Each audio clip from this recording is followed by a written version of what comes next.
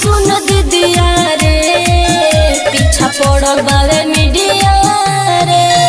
का कोई सुन दीदिया रे पीछा पड़ल बावे मीडिया रे। ऐसन पूछला सवालिया की हमर उड़ल बावे निंदिया रे।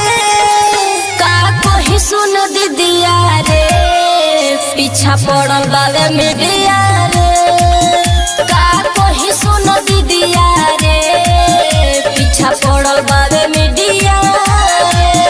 का कोई सुन दीदिया रे पीछा पड़ल बावे मीडिया रे।